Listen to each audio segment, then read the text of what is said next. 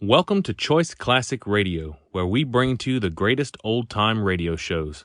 Like us on Facebook, subscribe to us on YouTube, and thank you for donating at choiceclassicradio.com.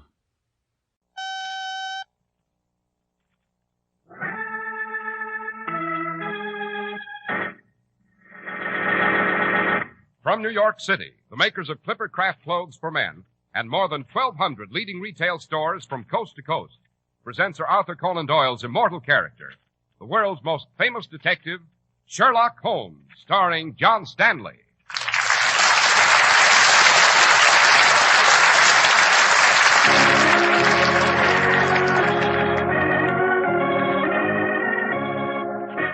This week's adventure, the Guy Fawkes Society. Holmes, you're running an unspeakable risk. Can't you allow the police to handle this themselves? No, Watson, I must be there myself. Well, shouldn't you take along a revolver, a weapon of some sort? I think not. They might decide to examine everyone entering the warehouse. No, I shall attend the secret meeting of this bloodthirsty society, accompanied only by my second closest friend, my meerschaum pipe.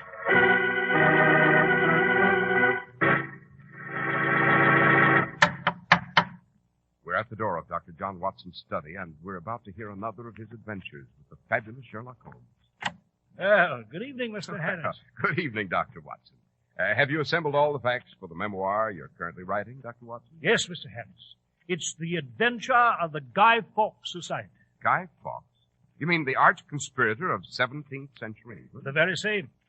Well, what sort of organization was the society, Doctor? Well, it was a secret cult formed in 1897. Their membership consisted entirely of fanatics devoted to one of the most horrifying purposes imaginable. And what was their purpose? Well, I shall reveal the incredible secret at the appropriate time, Mr. Harris. But now it would seem as the appropriate time for a word about those remarkable Clippercraft clothes. So it is, Doctor. Let me paint a little word picture of you in the fine local store that sells Clippercraft clothes. Look expensive, don't they? But you try on a Clippercraft suit anyway. Feel comfortable? Okay. Now you walk over to the mirror. You might as well admit it. You do look like $1 million, and you're thinking, this will really smash my budget. And then you look at the price. Why, it just can't be true. But it is. Only $40 or $47.50, depending on the Clippercraft model you prefer. How can it be? Well, more than 1,200 of America's finest independent stores from coast to coast have put their combined purchasing power into action to save you money. It's the reason only $47.50 buys you a smart Clippercraft suit of worsted fabrics that can take the hardest wear you'll give. Yes, for suits, top coats, and sport coats, you'll find Clippercraft values at the head of the class. Compare Clippercraft with clothes selling for many dollars more.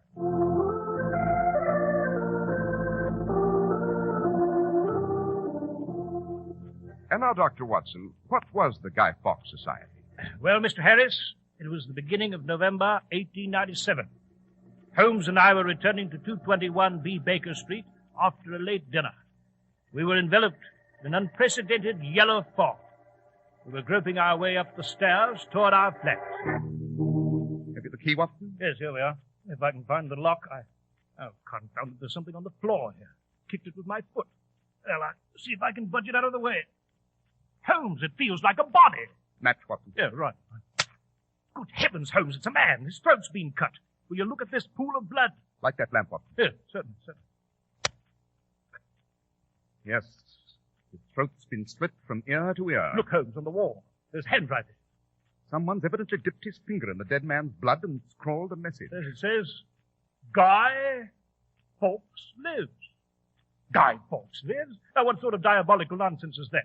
Shall I fetch the police, Holmes? In due course, we shall observe that technicality. Let's have a closer look at the corpse. What's that in his hand? Is that a chunk of wood? Pine wood, Watson. Oh, look, there's some sort of grease at the tip of the wood. From the odor, Watson, I should say it was oil. Oh, what the dickens do you suppose he was going to do with a chunk of wood dipped in oil? Clearly, the dead man was preparing a torch. Torch, Holmes? That's absurd. Why should anyone want to be marching about with a torch? The weather about which you've been complaining throughout the evening supplies the answer to that riddle. You mean the fog? The unbelievably thick fog, Watson. The torch, coupled with the fog, signifies that the dead man lying before us was a link boy. Link boy. Yes, I've heard the term. Can't say I've ever seen one. The venerable tradition originates from the days when it was necessary to accompany members of Parliament home due to the danger of their being attacked by thieves and dissenters and riffraff. Of course, the custom has been abandoned, except for those rare occasions when London suffers an impossible fog. Then the link boys, with their torches, are called out to escort the parliamentarians homeward. Anything in his pocket? No, there's nothing. This man's torch hasn't been used. He was therefore on his way to perform his duties. Come, Watson, we're off to see the Sergeant-at-Arms of the Parliament buildings. We shall ask the name of the link boy who failed to appear this evening. You intend to leave the body here, just like this? Of course, but I shall mention it to the first policeman we meet. And thanks to the nature of bureaucratic ineptitude, we shall be many steps ahead of them, while they're still here scribbling in their little notebooks.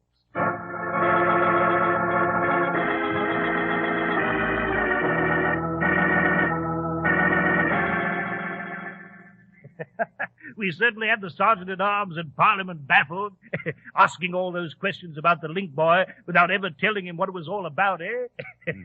Let's see now, Holmes. Let's see, we've learned that the dead man's name was Harold Pickering, that Mrs. Hudson admitted him downstairs, that Pickering asked for you, that she saw him go up. The two other gentlemen appeared at the front door a moment later, one of them misshapen and very ugly, that she saw them go up. She then went back inside to her rooms and heard and saw nothing after that, until the police arrived. Then we... Holmes, what are you doing to your face? Smudging it with soot. What for? I must assume a disreputable appearance, Watson. You must assume what? There we are. Now, off with this tweed suit. And into some tattered things. Unfortunately, you cannot accompany me on this grotesque mission, Watson. Where are you going? You'll recall that at Parliament we were told that the dead man, Pickering, resided on Bridge Road by the West India Docks. We were also told that he spent a considerable portion of his time at various pubs in that vicinity. I intend to visit every shabby spot on Bridge Road. But why the disguise? I hope to learn what it was that Mr. Pickering wished to tell me when he came here. Obviously, it was something so insidious that it was necessary to cut his throat before he had a chance to talk. I shall visit the pest holes of Bridge Road. I shall be very vocal about loathing the government.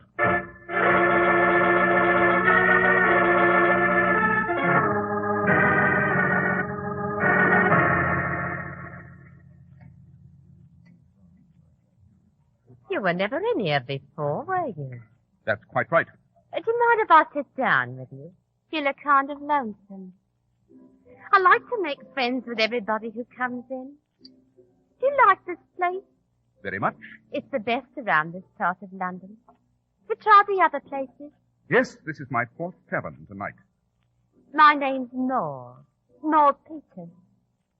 What's yours? Like so many of your customers, Maud, I must ask you to accept a significant silence in answer to that question. Ah, you've a fancy way of talking. Did you hear me sing? Yes. Delightful. Aren't you going to tell me anything about yourself? Where'd you come from? What's your game? Anything's my game, Maud. Why'd you keep watching the door? Look, you can trust Maud. Everyone will tell you that. The police looking for you? They might be. What sort of job did you do? Suppose we just say that it was unpatriotic. Is that all you're going to tell me? Yes, suffice it that it was unpatriotic.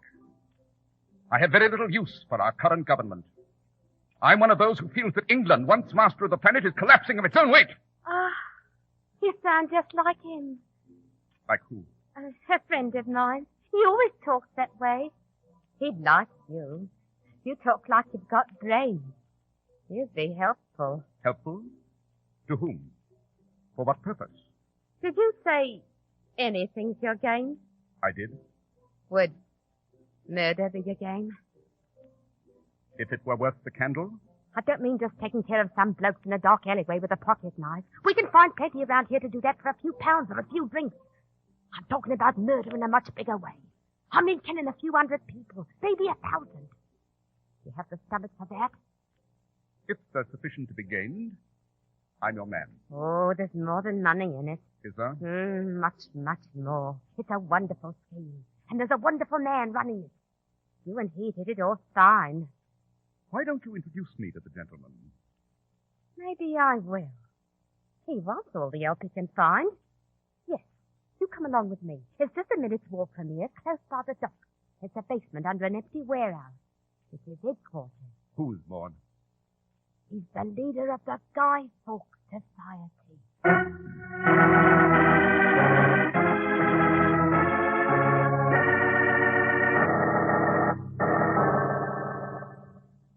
He'll see you now. It's about time. I might catch my death of cold sitting here waiting in this damp basement. He's in the next room. Now just go through that door. Here, you better take my candle. It's dark as pitch. Thank you. Oh, I must tell you, you may think he's a bit balmy at first. He says strange things sometimes, but that's just his way. He's really brilliant. And don't be frightened by Gerardo. Gerardo? Gerardo's the leader's man, sort of his bodyguard and secretary. Gerardo's the ugliest man I've ever seen.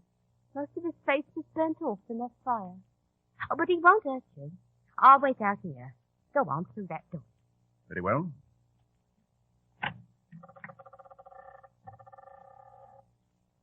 Come in. Come in. I am Gerardo. How do you do? Before I introduce you to our leader, would you raise your hand? Higher, please. You do not have a gun or a knife, I hope. No, I have not. I just want to be sure. A mere formality.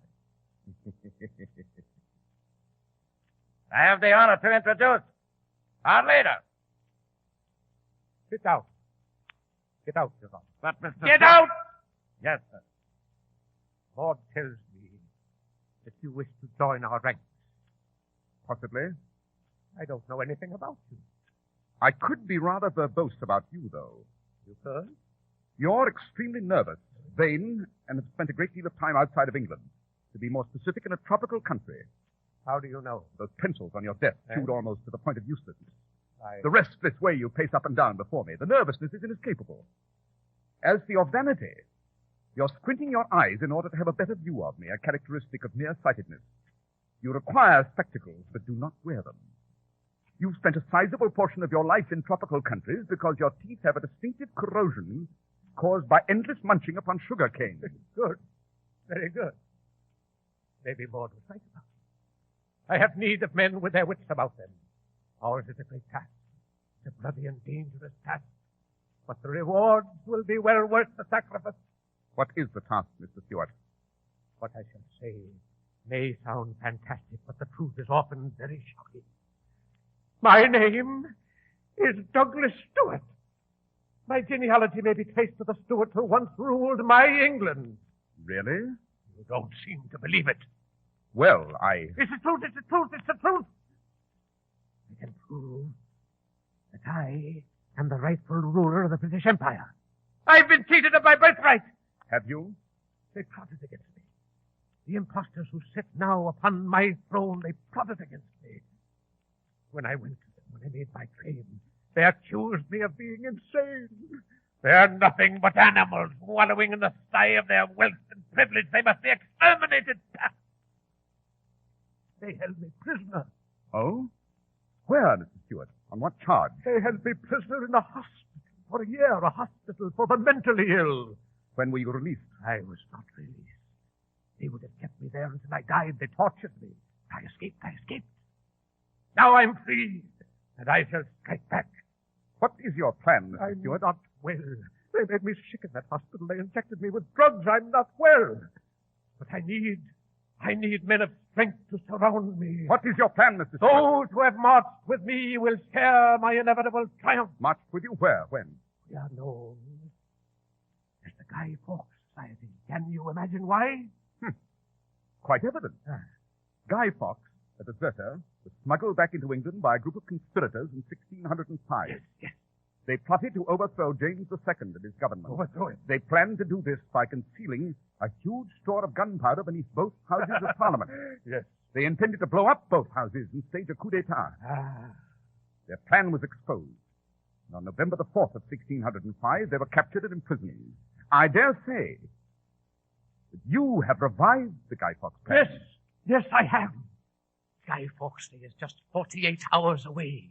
We've dug secret tunnels in the proper places. In just 48 hours, Guy Fawkes' plan to blow up Parliament, its members, and the royal family will become a reality.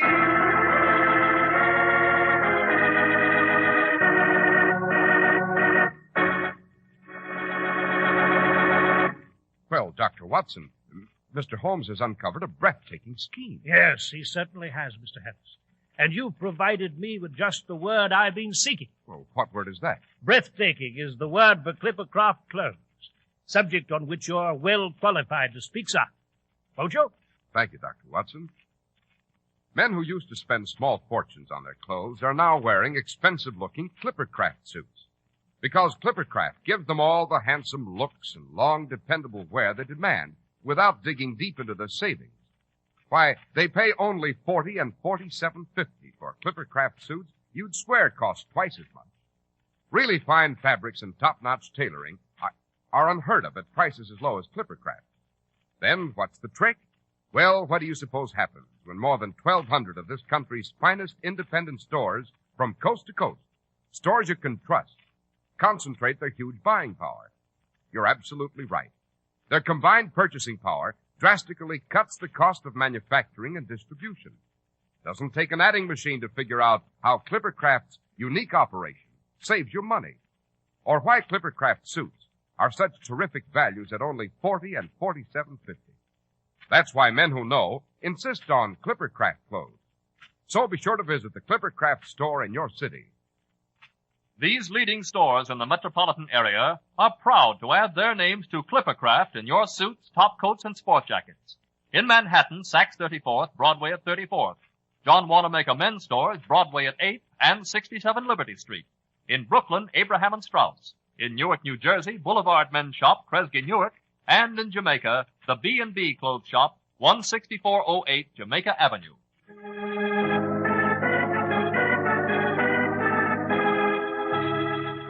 Now, shall we return to the Guy Fawkes Society, Dr. Watson? We most certainly shall, Mr. Harris. Holmes left the dank, dirty cellar where he'd held his bizarre rendezvous with Douglas Stewart. He returned to 221B Baker Street and recapitulated his experience for him. Good gracious, Holmes, a plan to blow up both houses of Parliament. I can hardly believe it. Shall we inform Scotland Yard of your discovery? Not just yet, Watson. Impetuosity is a trap into which we must not fall. If the police should intervene at this point, Stewart and his vile henchmen would simply protest their innocence and elude justice. They must be captured with the evidence. Aha, I see. You're waiting to determine their plan of operation. Then you'll strike. Exactly. And I shall have that information this evening when the entire membership of the society convenes, in that same waterfront spot where the renegade Stewart has his headquarters. As a neophyte, I've been invited to attend their ritual. Well, Holmes, haven't they questioned you about your own reliability? Extensively. I imagine Gerardo was impressed, eh? Quite. Therefore, I'm off to the foul cellar where the chief lieutenants of the Guy Fawkes Society meet in unholy conclave.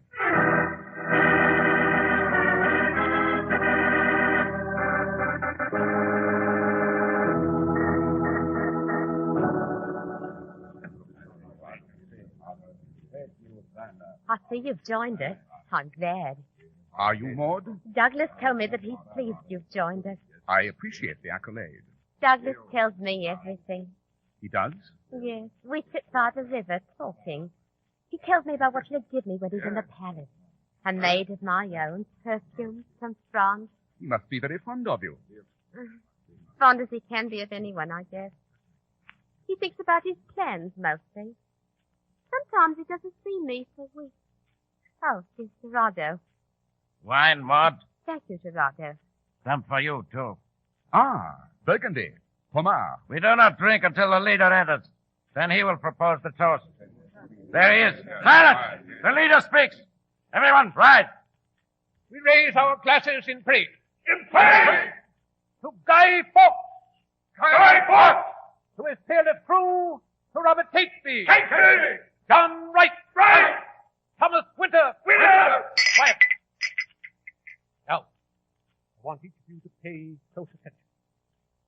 Tunnels are ready, Gerardo? Yes, sir. Good.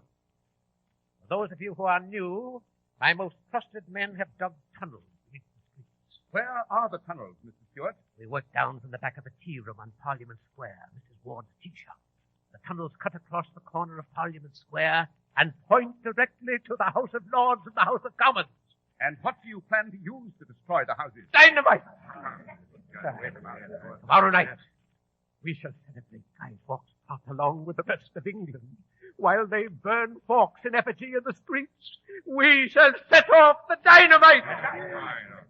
We meet at Mrs. Ward's tea shop tomorrow night at 10 sharp.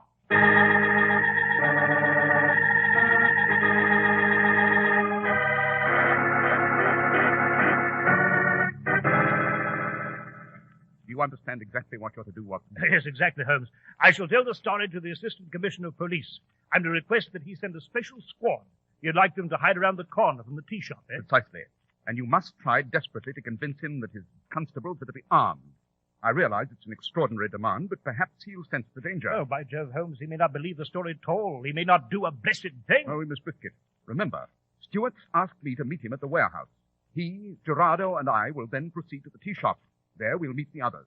At 10. If the police will cooperate, they should be at their posts at 9. Holmes, you're running an unspeakable risk. Wouldn't it be wiser for both of us to try to convince the police to handle this themselves? And allow them to make a botch of it? No, Watson, I must be on the scene myself. Shouldn't you at least take along a revolver, a weapon of some sort? Gerardo might decide to examine everyone entering the warehouse. No, Watson, I shall merely be accompanied by my second closest friend, my meerschaum pipe.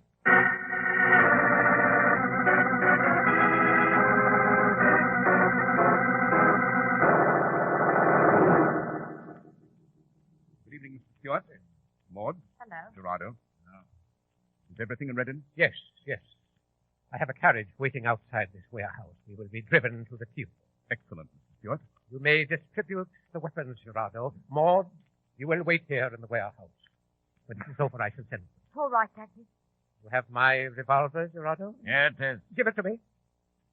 And I? Oh, we're not giving you a gun. Why not, Mr. Stewart? I would feel better if you were not armed. Mr. Sherlock Holmes? Let me kill him now, Mr. No. Stewart. No, Gerardo, no. Ever since his own face was burned off, Holmes, Gerardo enjoys giving the same experience to others. You lied to us, Mr. Holmes. You've been lying all along. We're not exactly fools, Holmes. That story you told Gerardo about your criminal background, we took the trouble to verify it. Oh, you're going to the tea room. Then after we set off the dynamite, we shall leave the tea room. But you will remain locked inside. You lied to me, Holmes. Everyone lies to me. Stand up, Holmes. If you try any tricks, I'll slit your throat. Just as you split Harold Pickering's, the link boy? Yes. That was your handiwork, wasn't it, Gerardo? Pickering, with a keen professional interest in even the vaguest rumor concerning Parliament, must have taken up the scent to your society, one evening perhaps in the pub where Maud sings. He ran to me to bring the news, and you followed him. My housekeeper reported that one of the assailants was repulsively ugly. I could make you look just like me. I would like to. Get away from him, Gerardo. Come on. We're leaving for the tea room. You first, Holmes. And remember, I have my finger on the trigger of my gun. Maud, stay here. You'll have word from us. Good luck, Douglas. We're leaving now, Holmes. Not much later, because I've taken an extra precaution. Since you might have notified the police that our maneuver is scheduled for 10, I've sent out word that we would set off the dynamite 1 hour earlier at 9. Come on. Carriage is waiting.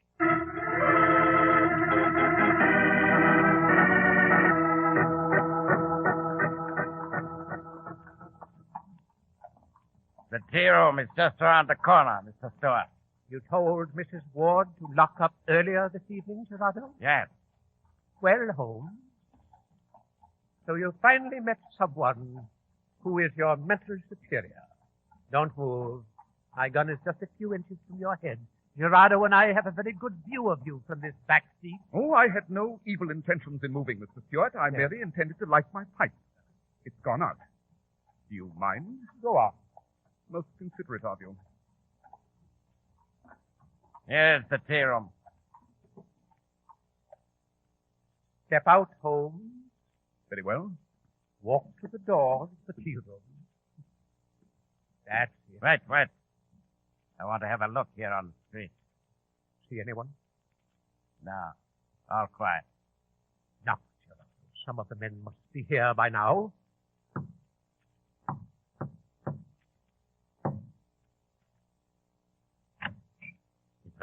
Mr. Stewart and I. Come in.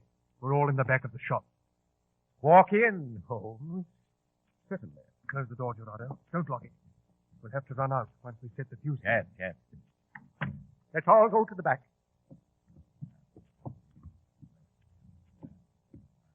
Shh, quiet. I gathered you here an hour earlier because we were almost betrayed. Yes. This gentleman standing before us, whom we took into our ranks, is Sherlock Holmes, the detective. He is to be left here just before we set off the dynamite. The fuses are quite long. They'll allow ample time for us to quit the shop and run a safe distance. Has the position of the dynamite been checked? Yes, sir. Ready, sir. We reassemble 30 minutes after the explosion. We meet at the warehouse. I shall be the last man to leave. I'm reserving for myself the pleasure of knocking Mr. Holmes in behind me. I'm complimented, Mr. Stewart. Are we ready? Yes, ready. Light the fuses, Gerardo. I say, anyone inside? This is the law. There's a carriage caught fire out here. Belong to anyone back there? The alarm, Constable. Spread the alarm. Shut up, Holmes. You Jersey. The lamp. Holmes has smashed the lamp. Light. Come on, light another lamp. We cannot see. The door. Holmes will run to the door. Stop it. Too late. I see his shadow out there. There you go. Look outside, police. Barricade that door, Gerardo. Yes, well, Start firing. Fire. Get down. They have guns out there.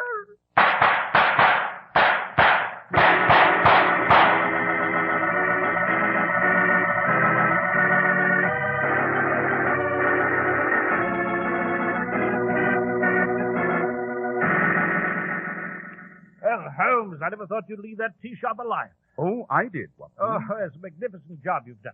Stewart and Gerardo have been taken to the morgue. Rest of the crew's packed off to prison. You set fire to that carriage outside the shop, didn't you? Of course. I was in the front seat with the driver. He was preoccupied with his horses. Stewart and Gerardo, to keep an eye on me, purposely sat in the back.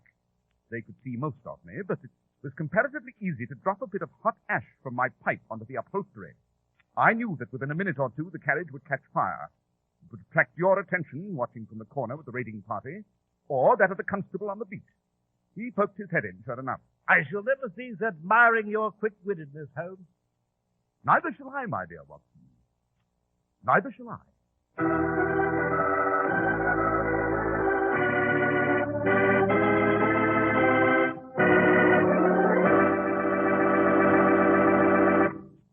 Well, Dr. Watson, the Guy Fawkes Society was certainly a blood-curdling experience. Now, might we have an inkling about our adventure with Holmes for next week? Well, next week, Mr. Harris, I shall relate to you the adventure of Black Peter. It involves a steel harpoon, a dead pig, a proposed Arctic trip, an advertisement for a murder. And I'm quite sure you'll enjoy it. We shall be here in your study promptly at the same time next week, Dr. Watson, for the adventure of Black Peter.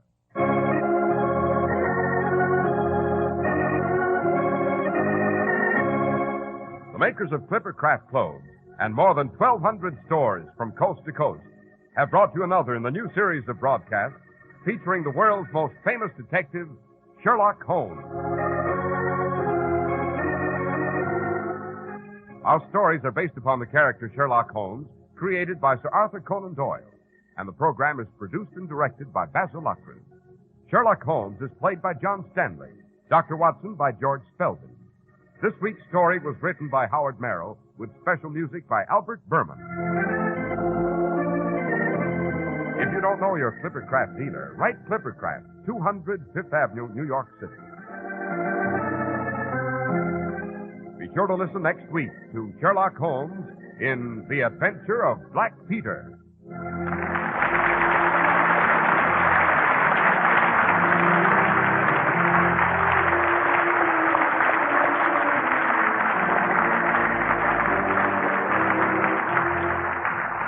Harris speaking for Clippercraft Clothes. This is the Mutual Broadcasting System.